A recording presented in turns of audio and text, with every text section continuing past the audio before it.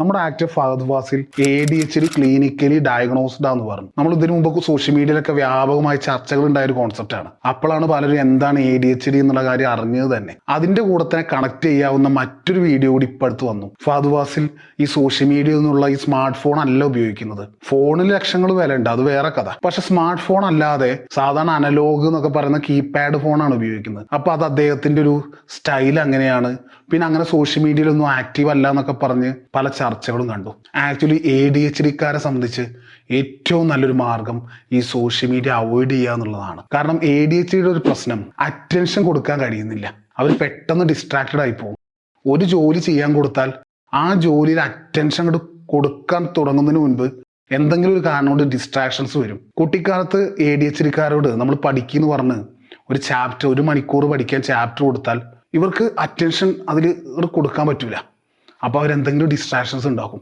അവർ പറയും, അല്ല താഴെ നിന്ന് എന്തൊരു ശബ്ദം കേട്ടത്, പട്ടി കുരയ്ക്കുന്നതാണോ, അത് എവിടുത്തെ പട്ടിയാണത്, അല്ല അത് അവിടെ നിന്ന് കേൾക്കുന്നത് സീരിയലിൻ്റെ സിനിമയുടെ എന്താണ് ഡയലോഗ് കേൾക്കുന്നത്, എനിക്ക് ദാഹിക്കുന്നുണ്ട്, ഞാൻ വെള്ളം കുടിച്ച് വന്നാലോ, എനിക്ക് വിശക്കുന്നു, അങ്ങനെയൊക്കെ പറയും.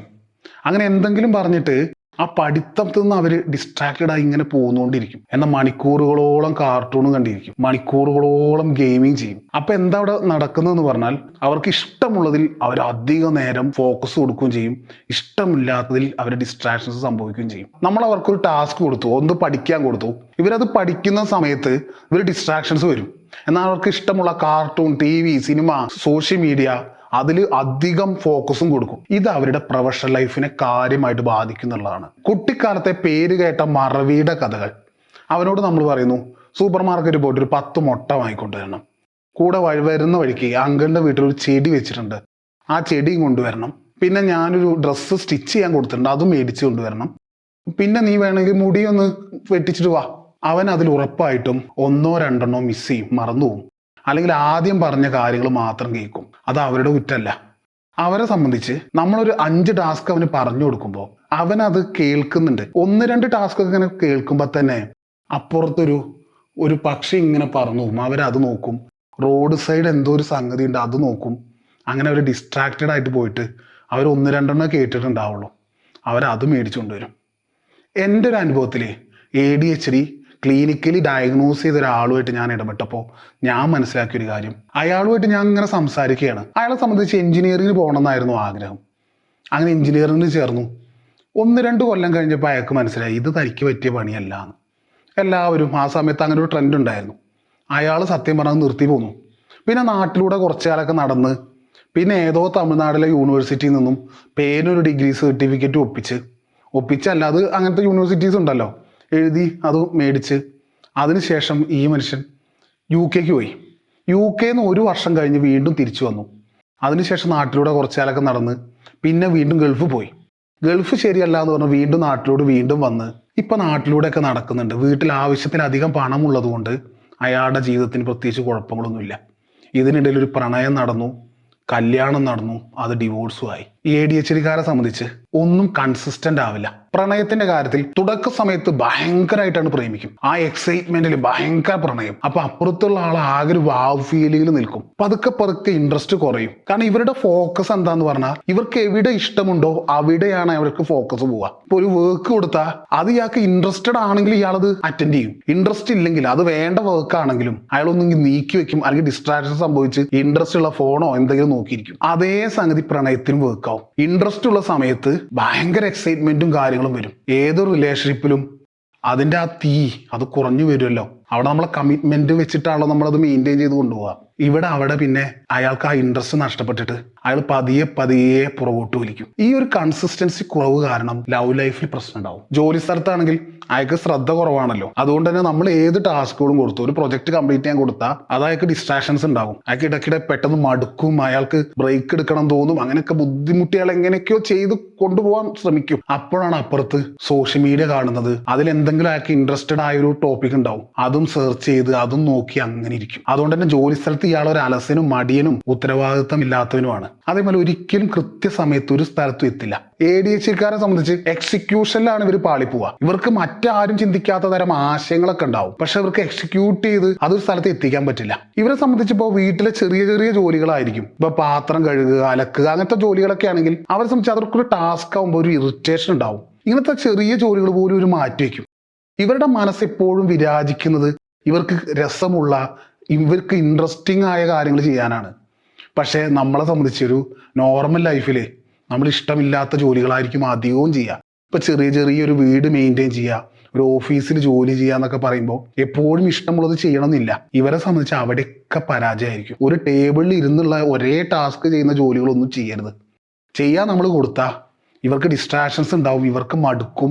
എന്ന കോണ്ടന്റ് ക്രിയേഷൻ, സിനിമ, ആർട്സ് അങ്ങനെയുള്ള മേഖലയൊക്കെ ഇവർക്ക് പറ്റും. കാരണം ഇവർക്ക് ഈ എക്സൈറ്റ്മെന്റ്സ് ഒക്കെ വരുമ്പോൾ അതിനനുസരിച്ച് ഇവർക്ക് ഓരോന്ന് ചെയ്യാൻ പറ്റും. പെട്ടെന്ന് ഇവർക്ക് മടുക്കും. ഇപ്പൊ നേരത്തെ റിലേഷൻഷിപ്പിന്റെ ഒക്കെ കഥ പറഞ്ഞ പോലെ പെട്ടെന്ന് മടുക്കും. ഇപ്പൊ ക്രിയേറ്റീവ് ആയ ഒരു സംഗതിയിൽ ഈ മടുക്കൽ നല്ലതാണ്. മടുത്തു കഴിഞ്ഞാൽ അതിലും ബെറ്റർ അടുത്തത് നോക്കാൻ പറ്റും, അടുത്തൊരു ഐഡിയ നോക്കാൻ പറ്റും. അപ്പൊ എപ്പോഴും ഇവർക്ക് ഈ കോണ്ടന്റ് ക്രിയേഷൻ, സിനിമ, ആർട്ട് അങ്ങനെയുള്ള കാര്യങ്ങളാവുമ്പോൾ അതിലൊരു പുതുമയുണ്ടാവും. അത് അവിടെ മടുക്കുന്നതാണ് നല്ലത്. പുതിയ പുതിയ കാര്യങ്ങൾ തേടി പോകാൻ പറ്റും. ഇതൊക്കെയാണ് ഇവർ ചൂസ് ചെയ്യേണ്ട മേഖലകൾ. ADHD എന്ന് പറയുമ്പോൾ സെക്കൻഡ് ഭാഗം എന്ന് പറയുന്നത് ഹൈപ്പർ ആക്ടിവിറ്റി എന്നുള്ളൊരു മേഖലയാണ്. അറ്റൻഷൻ ഡെഫിസിറ്റും ഹൈപ്പർ ആക്ടിവിറ്റി കൂടിയാണത്. അപ്പൊ ഹൈപ്പർ ആക്ടിവിറ്റി എന്നുള്ള മേഖലയോട്ട് വരുമ്പോൾ കുട്ടിക്കാലം മുതലേ ക്ലാസ്സിൽ അടങ്ങിയിരിക്കാൻ ഈ കുഞ്ഞുങ്ങൾക്ക് കഴിയില്ല. അവർക്ക് എന്തെങ്കിലും ഒരു ആക്ടിവിറ്റി ചെയ്തുകൊണ്ടേയിരിക്കണം. കാലാട്ടണം മിനിമം. അപ്പുറത്തുള്ളവൻ എന്തൊക്കെ പറഞ്ഞ് വികൃതി കാണിക്കണം, അപ്പുറത്തുള്ളവരോട് ഇങ്ങനെ എന്തെങ്കിലുമൊക്കെ സംസാരിച്ചുകൊണ്ടിരിക്കണം. മിനിമം ഗ്രൗണ്ടിൽ എന്താ കളി കാണുന്നതെന്നെങ്കിലും ശ്രദ്ധിക്കണം. ഇവരെ സംബന്ധിച്ച് ക്ലാസ്സിൽ ഫോക്കസ് ചെയ്തിരിക്കാൻ കഴിയില്ല. അതൊരു ടാസ്ക് ആണെന്ന് പറയുമ്പോൾ ഇവർക്ക് ബുദ്ധിമുട്ടാണ്. എന്നാൽ ഇഷ്ടമുള്ള സബ്ജക്റ്റ് ആണെങ്കിൽ ഇവർ കാണും. എന്നിട്ട് ഇത് ടാസ്ക് എന്ന് പറയുമ്പോൾ ബുദ്ധിമുട്ടാണ്. അപ്പോൾ അവർക്ക് ഡിസ്ട്രാക്ഷൻസ് വേണം. അപ്പോൾ അവർ അപ്പുറത്തെ ക്ലാസ്സിൽ എന്താ നടക്കണമെന്ന് നോക്കും, ജനലിൻ്റെ ഉള്ളിലൂടെ കളിസ്ഥലത്ത് എന്താ നടക്കണമെന്ന് നോക്കും. ഇതൊക്കെ ഇവർക്ക് ഡിസ്ട്രാക്ഷൻസ് വേണം. ഇനി ബുദ്ധിമുട്ടുള്ള ടാസ്ക് വരുന്നു, ഡിസ്ട്രാക്ഷൻസിനൊരു മാർഗവും ഇല്ലെങ്കിൽ ഇവരിരുന്നങ്ങ് ദിവാസ്വപ്നം കാണാൻ തുടങ്ങും. അപ്പൊ ADHDയെ സംബന്ധിച്ച് ഈ ദിവാസ്വപ്നം ഒരു പോയിന്റാണ്. പിന്നെ അവരെ സംബന്ധിച്ച് ഒരു പീരീഡ് മൊത്തമായിട്ട് ക്ലാസ്സിൽ ഇരിക്കാൻ ബുദ്ധിമുട്ടായിരിക്കും. അവരെ സംബന്ധിച്ച് ഒരു ടാസ്ക് ആയി മാറുമ്പോൾ ബുദ്ധിമുട്ടായി. അവരപ്പോ ഇടയ്ക്കിടെ വാച്ച് നോക്കും, ഡിസ്റ്റർബൻസ് ആവും. എന്ന് ഇഷ്ടമുള്ള പീരീഡ് ആണെങ്കിൽ അവരറിയുകയില്ല. എക്സാമൊക്കെ കുറച്ച് കഴിയുമ്പോൾ തന്നെ ആ ഇറിറ്റേഷൻ കാരണം ഇവർ വേഗം എക്സാമൊക്കെ എഴുതി പുറത്തോട്ട് വരും.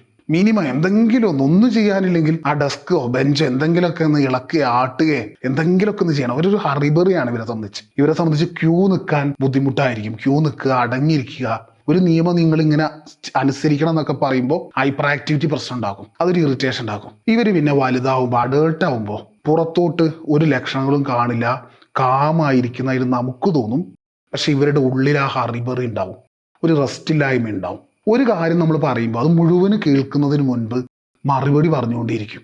നമുക്ക് ഇറിറ്റേഷൻ ആവും. നമ്മൾ പറഞ്ഞു വരും മറുപടി. ഒരു കാര്യം നമ്മൾ ഇങ്ങനെ പറഞ്ഞു വരുമ്പോഴേക്കും അപ്പോഴേക്കും അവിടുന്ന് കടകട മറുപടി വരും. പിന്നെ വേഗം വേഗം പറഞ്ഞുകൊണ്ടിരിക്കുക, വളരെ ശാന്തമായി കാമായി. ഞാൻ യൂട്യൂബ് വീഡിയോയ്ക്ക് വേണ്ടിയിട്ട് വേഗം വേഗം പറയും. അത് ആളുകൾക്ക് ബോറടിക്കേണ്ടെന്നൊക്കെ വിചാരിച്ചിട്ടായിരിക്കും. എന്നാൽ നോർമൽ അവസ്ഥയിൽ നമ്മൾ കാമായി ശാന്തമായി പറയുന്ന പരിപാടിയൊന്നും ഉണ്ടാവില്ല. വേഗം വേഗം പറഞ്ഞുകൊണ്ടിരിക്കണം. ആ ഹറിബറിയാണ് ഇവർക്കൊരു റെസ്റ്റ്ലെസ്നെസ് എന്നൊക്കെ പറയില്ലേ. പഠിക്കുന്ന സമയത്ത് ഇഷ്ടമുള്ള ഏതെങ്കിലും സബ്ജക്റ്റിൽ ഒരു ക്വസ്റ്റ്യൻ ചോദിച്ചു അവൻ അറിയെങ്കിൽ ആ ക്വസ്റ്റ്യൻ പകുതി ആകുമ്പോഴേക്കും അവൻ ചാടി എഴുന്നേറ്റ് ഉത്തരം പറയുന്നുള്ളതാണ്. അനാവശ്യമായ കാര്യങ്ങളിൽ ഇവർ ഭയങ്കര എനർജി കാണിക്കും. ഇപ്പൊ ഒരു ടാസ്ക് ഉണ്ട്, ഒരു ജോലി തീർക്കണം, ഒരു പ്രൊജക്ട് തീർക്കണമെങ്കിൽ അത് ഇവർക്ക് ഡിസ്ട്രാക്ഷൻസ് ആയിരിക്കും. എന്നാൽ ആ സമയം ഏതെങ്കിലും ഒരു IPL മാച്ച് ഉണ്ട്, അവിടെ സ്റ്റേഡിയത്തിൽ പോയി കിടന്ന് കളിയൊക്കെ കണ്ട് അങ്ങനെ ആവശ്യമുള്ളതിനേക്കാൾ കൂടുതൽ അനാവശ്യമായിരിക്കും യഥാർത്ഥത്തിൽ. അതിലൊക്കെ ഭയങ്കര ഇമ്പൾസീവ്നെസ് കാണിക്കും. ഇപ്പൊ മോഹൻലാൽ ഫാൻ, മമ്മൂട്ടി ഫാൻ എന്നൊക്കെ പറഞ്ഞ് ചീത്തയും തെറിയൊക്കെ പറഞ്ഞ് അടിപിടി സോഷ്യൽ മീഡിയയൊക്കെ ചെയ്യും. കുട്ടിക്കാലത്ത് ഒന്നും ചിന്തിക്കാതെ ഇവർ ഓരോന്ന് ചെയ്തു കൂട്ടും. മതിലൊക്കെ എടുത്ത് വലിയ ഹൈറ്റുള്ള മതിലായിരിക്കും, ഇവരിന്ന് ചാടും. ഇമ്പൾസിവിറ്റി ഉള്ളതുകൊണ്ട് ചിന്തിക്കാതെ അങ്ങ് ചെയ്യും. ADHDക്കാരെ ശ്രദ്ധിക്കേണ്ട ഒരു കാര്യം, ഇവർ അഡിഷൻസിലൊക്കെ ചെന്ന് പെടാനുള്ള സാധ്യത വളരെ അധികമാണ്. ഈ ഇമ്പൾസീവ് നേച്ചർ ഉള്ളതുകൊണ്ട് ഓരോന്ന് ട്രൈ ചെയ്യാനൊക്കെ തോന്നും. ഡ്രഗ്സ് ഒന്ന് ട്രൈ ചെയ്യാൻ തോന്നും, ആൽക്കഹോൾ ട്രൈ ചെയ്യാൻ തോന്നും. ഇത് ട്രൈ ചെയ്ത് അഡിഷൻസ് ഉണ്ടാവാം. പിന്നെ ഇവർ ഡിസ്ട്രാക്ഷൻസിന്റെ ആളുകളായതുകൊണ്ടേ ഡിസ്ട്രാക്റ്റീവ് ആണല്ലോ ഇവര്. അതുകൊണ്ട് തന്നെ വേണ്ടൊരു ജോലി വരുമ്പോൾ ഡിസ്ട്രാക്ഷന് വേണ്ടിയിട്ട് തന്നെ ഓട്ടോമാറ്റിക്കലി ഫോൺ എടുത്ത് നോക്കണം, അല്ലെങ്കിൽ എന്തെങ്കിലും ഒരു വേറെ അഡിഷൻ ആൽക്കഹോളോ ഇതിനോട്ട് ഇവർ പോകാനുള്ള സാധ്യത കൂടുതലാണ്. അത് ഇവർ ശ്രദ്ധിക്കണം. പിന്നെ ഇവരുടെ ഇമ്പൾസീവ് നേച്ചർ കാരണം കുട്ടിക്കാലത്ത് ആരോട് എന്താ പറയേണ്ടതെന്നൊന്നും അറിയില്ല. വലുതാവുമ്പോഴും ഇതിന്റെ ഹാങ് ഓവർ ഇവർക്ക് ഉണ്ടാവും. ഓരോരുത്തരോട് ഓരോ ഡയലോഗുകളാണ് പറയേണ്ടത്. അതറിയാതെ ആ ഇമ്പൾസീവ് നേച്ചറിൽ തോന്നിയത് പറഞ്ഞ് ഓരോ പ്രശ്നങ്ങൾ ഇവരുണ്ടാക്കും. നമുക്കൊരു ഇഷ്യൂ ഉണ്ട് എന്ന് നമുക്ക് തിരിച്ചറിയാൻ പറ്റിയാൽ അതിന്റെ കുറെ വേറെ പ്രശ്നങ്ങളൊക്കെ ഉണ്ടെങ്കിൽ അതൊക്കെ തടുക്കാൻ വേണ്ടിയിട്ട് അതിന് വേണ്ട രീതിയിൽ നമ്മുടെ ലൈഫ് സ്റ്റൈലൊക്കെ മാറ്റാൻ പറ്റും. അതാണ് ADHD തുടക്കത്തിലേ നമുക്ക് കണ്ടെത്തി കഴിഞ്ഞാൽ നമ്മുടെ ലൈഫ് സ്റ്റൈലൊക്കെ ഒന്ന് മാറ്റി തെറാപ്പിയും കാര്യങ്ങളൊക്കെ ചെയ്യുകയാണെന്നുണ്ടെങ്കിൽ തകർച്ചയിലോട്ട് പോകാവുന്ന ലൈഫിനെ നമുക്ക് തിരിച്ചു കൊണ്ടുവരാൻ പറ്റും. ആളുകൾ 30 വയസ്സൊക്കെ കഴിയുമ്പോൾ പല പല അഡീഷൻസ് ഉണ്ടാവും.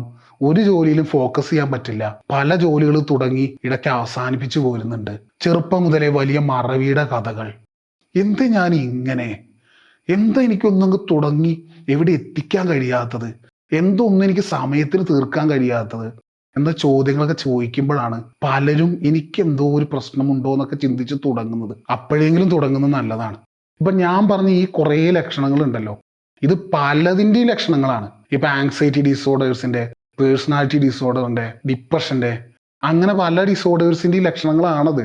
അതുകൊണ്ട് ഈ ലക്ഷണങ്ങളൊക്കെ ഉണ്ടെങ്കിൽ എനിക്കിപ്പോ ADHD ആണെന്ന് പറയുന്നതിലും അർത്ഥമല്ല. ഈ ലക്ഷണങ്ങളിൽ പലതും നോർമൽ മനുഷ്യർക്കും ഉണ്ടാവും.